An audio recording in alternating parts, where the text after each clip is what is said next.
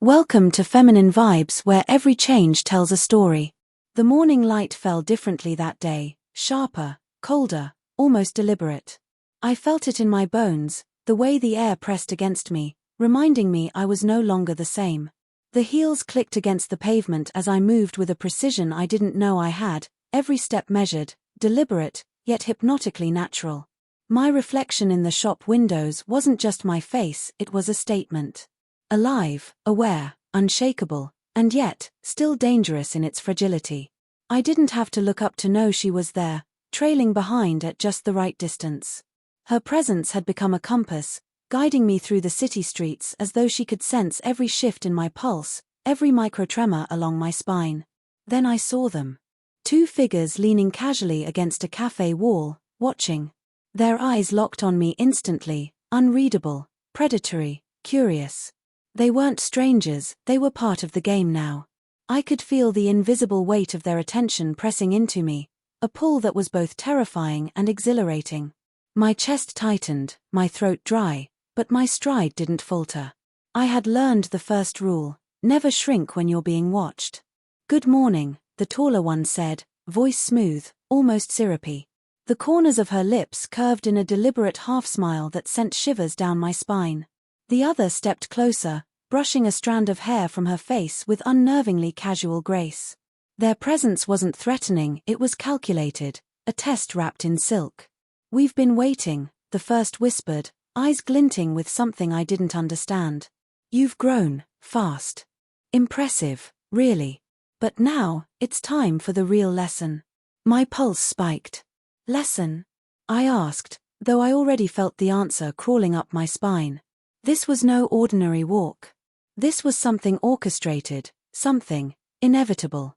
"Yes," she said, stepping forward. Her heels clicked on the pavement like a metronome counting down. "The world sees you as you are. But not everyone is ready to accept it, and not everyone should." Her words were a knife, precise and cold, and yet they made my chest flutter in a way I couldn't explain.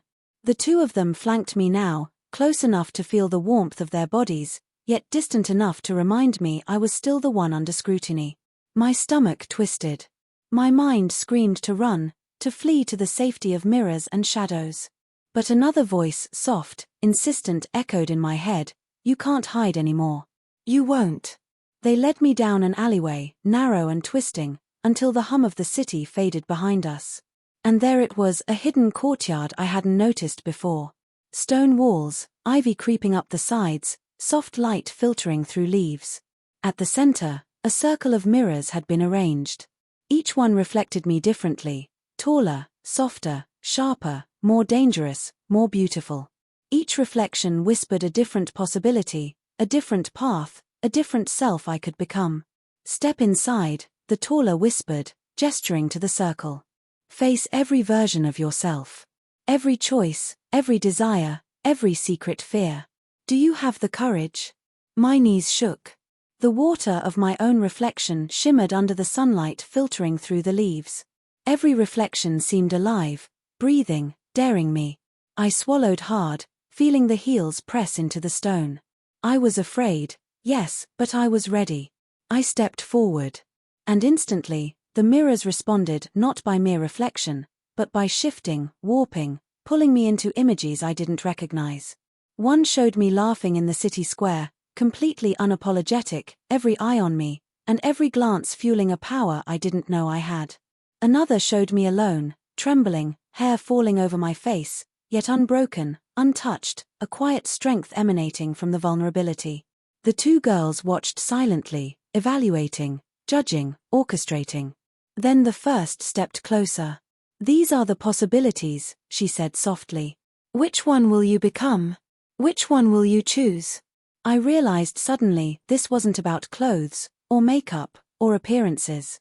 It was about control. Control of myself, my image, my power. The stranger's picture had unlocked something, yes, but this was the crucible. The moment that would define me. A subtle hum filled the courtyard, low and vibrating. Shadows lengthened. The mirrors shimmered as if alive. I could feel my pulse in my fingertips, my hair tingling, my heart hammering. Every reflection whispered secrets, truths I had hidden even from myself. Everyone was right, everyone was wrong. Everyone was me. Then she smiled. Now, make your choice. Embrace it fully, or step back and watch yourself disappear. My legs moved before I even thought.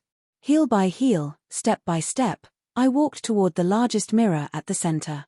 The air seemed to thicken, charged with something ancient, raw, impossible. And when I stopped, looking at the reflection staring back, I realized I didn't have to pretend. I didn't have to hide. This version of me, the one I had feared, the one I had dreamed of, the one the world had never truly seen, was waiting. The courtyard seemed to exhale. The girl's eyes glinted with satisfaction. And for the first time, I understood. This was no longer about being seen.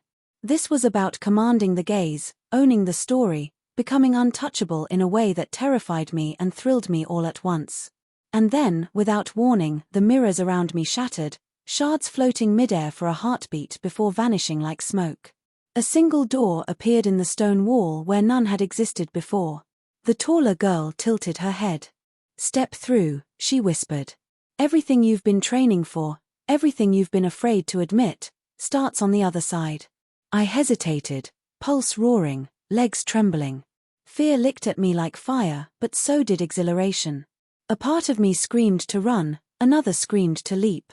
And then, instinctively, I reached forward. I stepped through.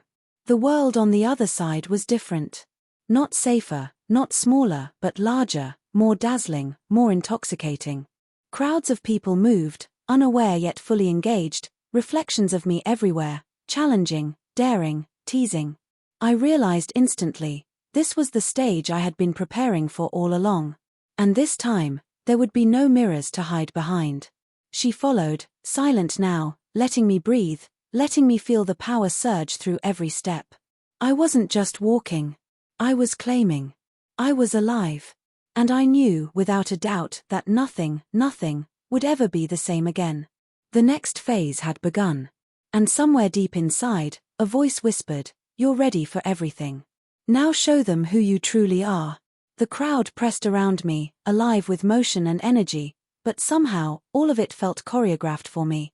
Every glance, every whisper, every subtle murmur seemed to center on me, not threatening, but electric. I could feel it. I wasn't invisible anymore. I was undeniable. Then I noticed her, the rival. A tall, sharp-eyed girl standing across the plaza, leaning casually but with a predator's precision. Her smirk was subtle, a challenge hidden in plain sight. Our eyes met for a heartbeat, and I knew immediately, she wasn't here to admire me. She was here to test me, push me, see if I could survive in this world fully exposed. My heels clicked against the pavement, steady and commanding, as I walked toward her. Each step felt like an assertion, a declaration. I belong here. I own this. "You're bold," she said softly as I approached, voice smooth, dripping with condescension disguised as charm. "But bold isn't always enough." "I'm learning," I replied, my tone calm, measured. But inside, my pulse raced. She was dangerous, beautiful, confident, perfect in every way designed to intimidate, but I felt something else too. A spark. A challenge I couldn't resist. She stepped closer, closing the space between us. Her eyes scanned me, calculating, measuring. "Interesting," she murmured. "You've embraced yourself, haven't you? But can you handle the world when it refuses to bend for you?" Before I could answer, a third presence made itself known, a mysterious guide, silent, wearing a hooded coat that shimmered slightly in the sunlight. Her eyes, sharp and intelligent, met mine. She held out a hand, an invitation. "Follow me," she said. "You've passed the first test. The next will break or make you." I glanced back at the rival. She didn't move, didn't speak, just watched with that predator's smile. Then, without another word, I turned and followed the guide into a narrow side street that led to a hidden passageway. The city's energy faded behind us, replaced by soft shadows, faint light, and the hum of something ancient. "You'll encounter others soon," the guide whispered. "People who want to shape you, people who want to exploit what you've become. Trust yourself. Trust the power you didn't even know you had." The hallway twisted unexpectedly, revealing a hidden courtyard bathed in golden light. And there, waiting, multiple mirrors, more complex than before, some reflecting faces I didn't recognize, some reflecting terrifying distortions of myself. Choose wisely, the guide said. Every step, every decision here will define who you are. And some mirrors aren't just reflections. I stepped forward. The first mirror rippled, and my image shifted, my hair longer, sharper, fiercer, eyes blazing like fire. My body moved differently, more graceful, more confident, almost unreal. I felt it, a surge of control, a taste of power I hadn't fully claimed yet. Another mirror revealed a different version, vulnerable, exposed, trembling, but still unbroken. My chest tightened, my heartbeat loud in my ears. The tension between fear and exhilaration was intoxicating. A sudden noise behind me made me spin. The rival had followed, silent, almost ethereal. Her gaze landed on the mirrors. So, she said softly, this is your playground now. But remember, every choice has consequences. Not every version of you will survive. My mind raced. I realized that the mirrors weren't just testing my courage, they were testing my identity, my will, my ability to control the narrative of who I was. Each reflection pulled at a different part of me: desire, fear, power, vulnerability. I had to integrate them all, or risk fracturing under the pressure. The guide's voice cut through my thoughts. Step into the center mirror. Only there will you confront the one you've been running from, the you that no one has ever seen. Face it. Own it. Become unstoppable. I swallowed hard. The center mirror shimmered, inviting, demanding, almost alive. My rival's gaze was on me, anticipation, curiosity, maybe even admiration hidden beneath the challenge. And for the first time, I didn't hesitate. I stepped forward, feeling the power ripple through me as the mirror's surface accepted me. The world warped, twisted, and shifted around me. I wasn't just seeing myself, I was becoming every possibility at once, every secret desire, every hidden strength, every fear turned into fire. Then the reflection spoke, not with words, but with a force that resonated in my bones. This is who you are. You can hide no longer. You can deny no more. Own it. I felt it, the full weight, the full power, the full potential. And when I opened my eyes, the courtyard, the rival, the guide, they were all still there. But now, I was different. Unstoppable. Dangerous. Beautiful. And entirely mine. A soft laugh escaped me, low and powerful, catching both the guide and the rival off guard. Let's begin, I said. The game wasn't over. It had only just begun. The courtyard seemed endless, filled with mirrors reflecting infinite versions of me, each one moving slightly differently, some confident, some trembling, some laughing, some screaming. It was dizzying, but I felt alive in a way I never had before. The rival stepped closer, voice low but sharp. Not bad. But power without control is chaos.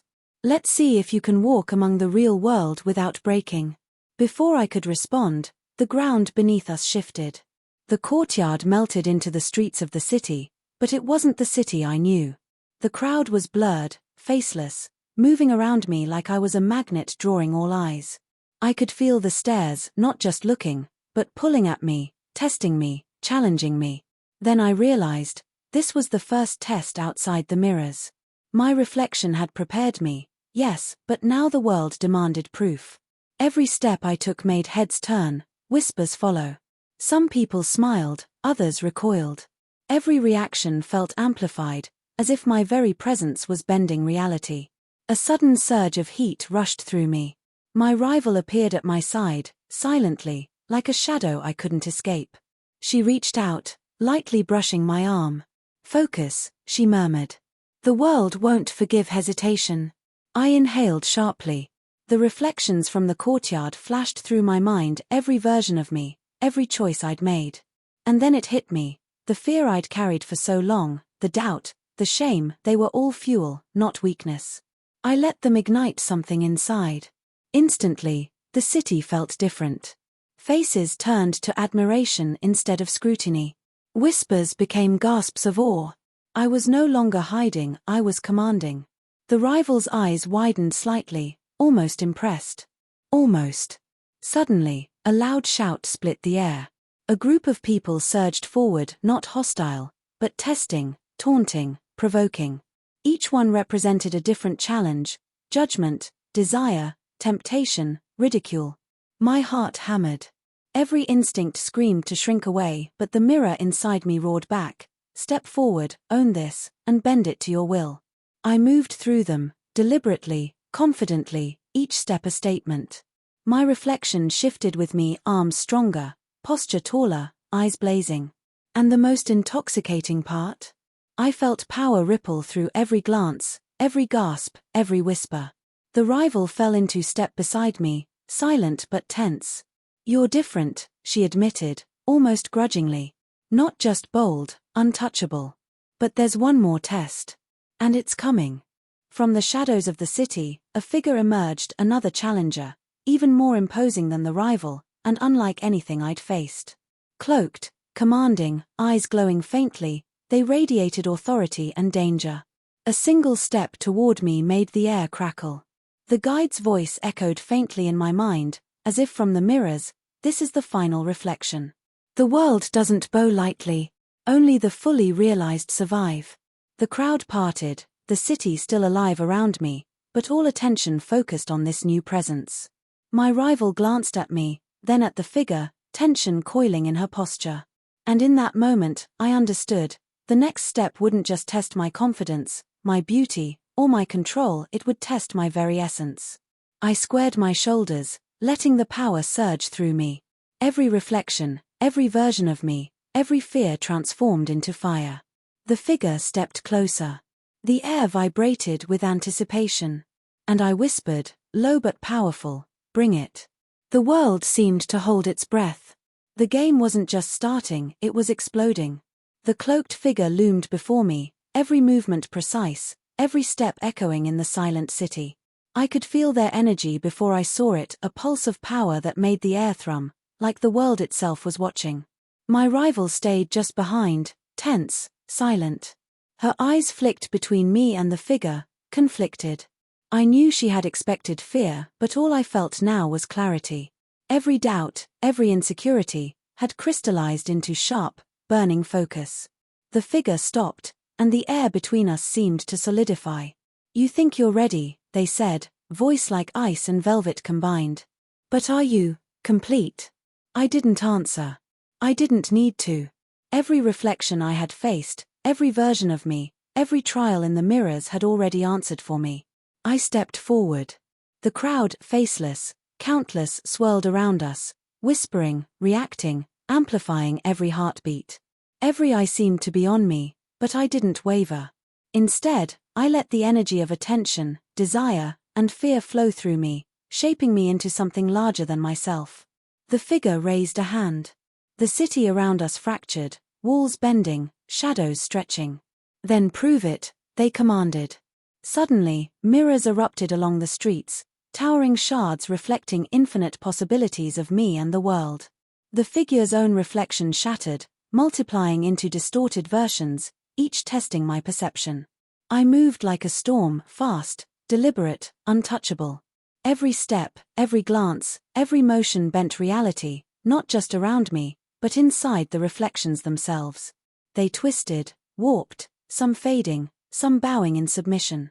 The rival gasped, stepping forward. I didn't think you had it in you. I ignored her words. My focus was absolute. One by one, the shards aligned with my energy, not against it. My reflection stared back at me from every surface, strong, fearless, radiant, fully realized. The figure faltered for the first time. Their aura flickered. I stepped closer, letting the power radiate like heat. The city seemed to vibrate with my presence. This is me, I said, voice steady, unwavering. Every fear, every doubt, every mask, I own it. And I'm unstoppable. The cloaked figure hesitated, then slowly lowered their hand. Impressive, they admitted, almost in awe. You've not just survived, you've transcended. The mirrors collapsed, the city returning to normal. The crowd faded, leaving only my rival and me. She looked at me differently now, awe and envy mixed. You changed everything, she whispered. I smiled, letting the final warmth of triumph wash over me. No, I said softly. I didn't just change things. I changed me. And now the world has no choice but to notice. The rival stepped back, defeated but not broken. The cloaked figure vanished into shadows, leaving a faint trace of power that hummed in the air. And I stood alone, fully realized, radiant, untouchable, the culmination of every trial, every reflection, every choice. I was no longer just seen. I was unforgettable.